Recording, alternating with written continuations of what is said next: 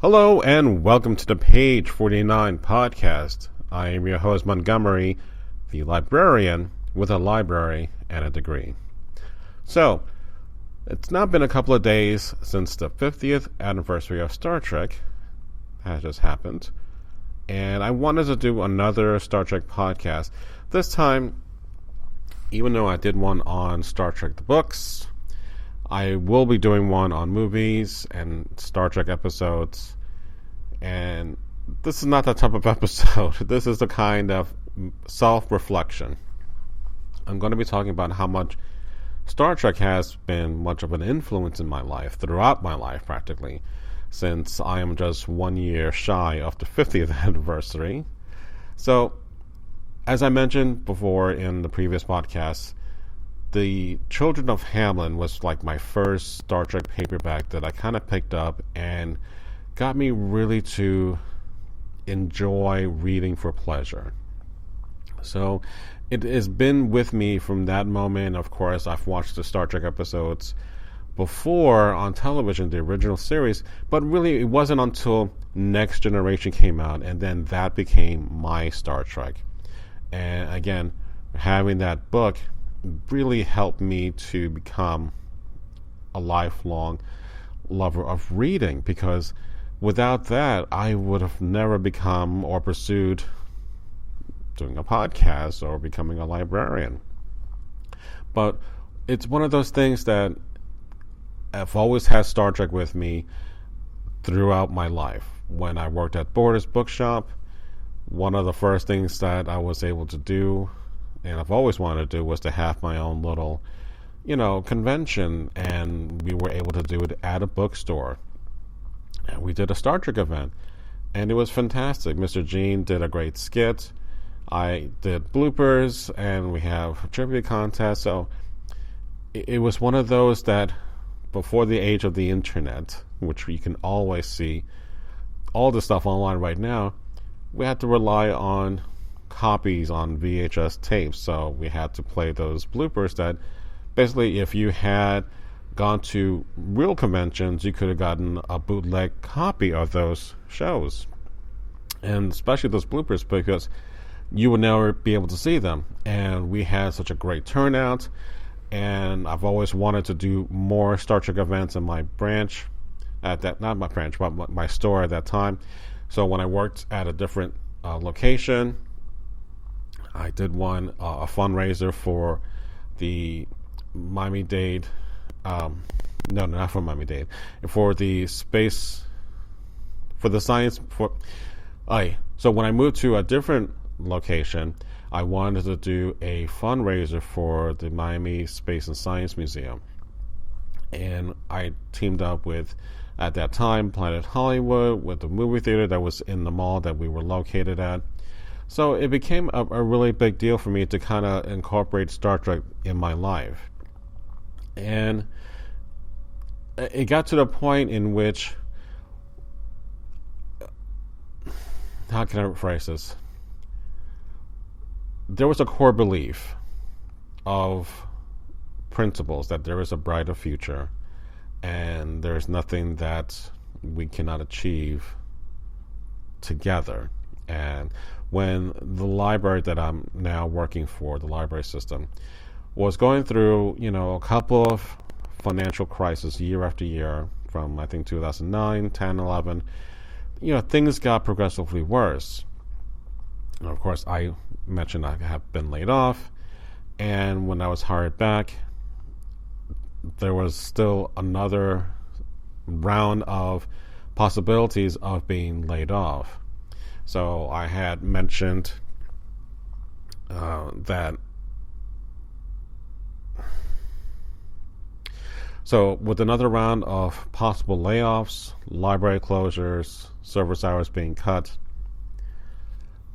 and being hired back, I really did not want to go through that experience again, because it was a very hard experience with almost a year without being employed. So using my geekiness, I reworked the lyrics of the Firefly series, their theme song, to talk about the closures and what was going on with the library, and someone else had redone the lyrics, or not redone the lyrics, actually sang the lyrics for me. So I did the words, but someone actually sang it, and they posted it on YouTube. So the very first Page 49 podcast, that's the song that you hear. So I'm very beholden to that person to take the time to do this for me, because it was very magical that it happened that way. And then I decided to fight for my job, basically, along with others, tapping into Paul Atreides, who was now part of the Fremen clan from Dune, the Long Live the Fighters. And then going before the board, I made sure that I wore my Superman t-shirt underneath to give me strength. But my speech basically was using a very famous line from Star Trek II. And it played better than I expected, but I didn't expect myself to feel as much as I did throughout that episode. So I wrote a blog the night before in which Picard is talking to Guinan in the Next Generation about their encounter with the Borg. And I'll have a link on there. But it was very appropriate for that, for me to feel that this was another moment in history, and how will that page turn? Will it be in our favor? Was it going to be against us? I did not know. But once that was done, again, I worked on the speech. I prepared kind of a makeshift idea of what I would feel and look, and pace myself accordingly. So I'm going to play an actual clip of me from that actual day, in which I'm talking for 3 minutes about what was going on with the library system. So that was my right to speak. So mind you, I don't really get that emotional, but it was a very emotional day. So just listen. My name is Montgomery Lopez.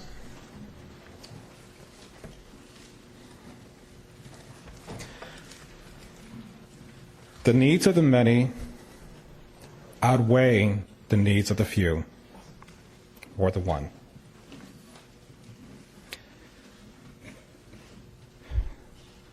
Two years ago, I told this to my daughter as I was driving her to school, that we were all facing tough economic times, that we were all facing,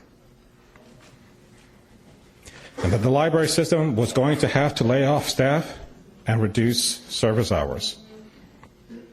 I was part of those layoffs. Not that I was okay with that, but sacrifices had to be made. I understood that. The needs of the many outweigh the needs of the few, or the one. If there was a bright spot in all this, my wife also worked in the library system, was going to still keep her job. So that meant at least we still had someone working and supporting the family of four on a salary of $25,000, which barely is above poverty levels. But I was confident that I was going to find work soon after. I understood that positions had to be eliminated because I had an economic background. I have a business management degree. I have an MBA, but did not complete my library science degree then. It took me 11 months to find work and struggled throughout that whole time. Luckily, 2 months later, I was reinstated back to the library system. And in July, I finished my library degree. So that makes me the first librarian talking about, again, losing my position. It is unfair to stand here and to beg for my job back. But I've dedicated myself to do this job as best as I can. And I wanted to retire in the next 20 years doing what I love.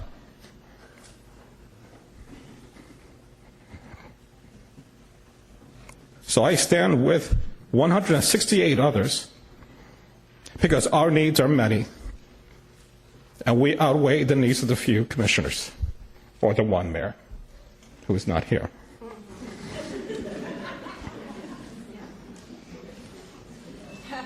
Please raise the millage. I deserve better. My wife deserves better. My family deserves better. Sorry, go ahead. Miami-Dade Public Library System deserves better. The city of Miami deserves better. Thank you. No, thank you. Thank you for coming, Mr. Lopez. So, there you have it. 3 years later, I'm still a librarian for the Miami-Dade Public Library System. So, thanks to Star Trek, I was able to be at a certain place in my life with a certain philosophy through Star Trek. So, I'm very beholden to that series, to have played such an important part of my life. Even when I'm writing my papers for classes, both business management and library school, I would always make some type of reference to Star Trek, comparing management styles between Kirk and Picard, or the danger of groupthink, such as with the Borg. So, again, Star Trek has been part of me and will always be a part of me. They're a part of my kids' lives as well. Now, I'm not saying that they are to the same degree as I am, but they know how important it is to me. So, if there's any bright spot, it's that this is something that they will treasure. And we'll see how far that goes into their lives. But I just wanted to touch base with all of you that are out there who are librarians, who are Star Trek fans. It's okay to combine your passion with your work. That's probably the best combination that we can ever hope for. The best of both worlds. See, another Star Trek reference. All right, I'm going to go now because I'm still getting emotional just listening to myself. So, thank you very much for listening to the Page 49 podcast. You can email me at monstersci-fi show@gmail.com. And yes, eventually it will become page49@gmail.com. But right now, no. I don't have enough podcasts to warrant another email extension. I have enough emails as it is. So, again, thank you very much. Let me know what you think. Share your thoughts. How does Star Trek have been an influence in your life? Oh, by the way, if you are a librarian or a patron of the library, and you're a Star Trek fan, if you have Hoopla, especially here in Miami-Dade, we are now getting Star Trek magazine. So through the library, with your library card, you get free Star Trek magazines, as well as Star Wars Insiders. So little shout out to Maribel, who works in technical services, for really coming through and just deciding to do this for all of us. So I'm very happy that happened. So that's a big deal for me, and it should be a big deal to you.